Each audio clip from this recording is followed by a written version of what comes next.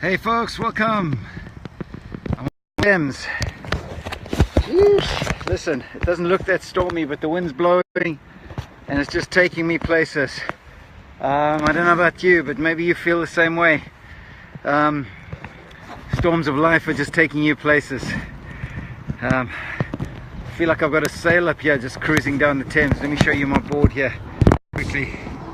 There we go. Whew. Doesn't look like much. But this is not the normal day that I would go out for a paddle. But hey, I'll just share with you quickly a couple of things about storms. You know, when we are facing storms in life, it can be very discouraging and we don't know what to do with them. And I see three ways that people dealt with storms in the Bible. The one we obviously see, Jesus just speaks to the storm and it was still. And that's awesome. And I want to just say the wind and the waves still know his name today. But that's not the only way you can deal with storms, by just a word from God and it's over. Your situation is sorted. In another storm we see Jesus enables Peter to walk through the storm. You know, to walk through the storm. And I just trust that some of you need to just walk through the storm. You're going to get empowered by God to walk through your storm and come out on the other side.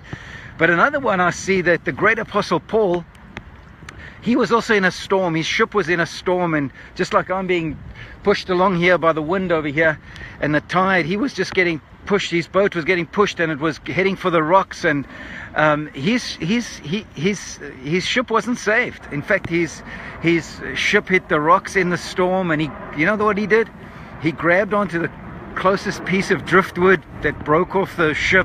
He held on for dear life until that storm washed him up on the shores of Malta, and when he got there, it was miracle time.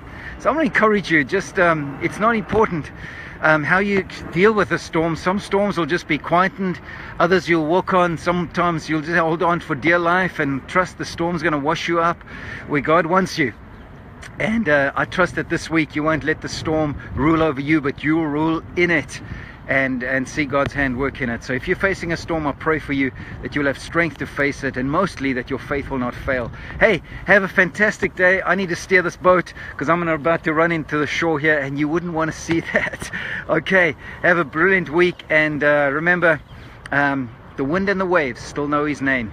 Have a good time. Cheers. Here's the Thames.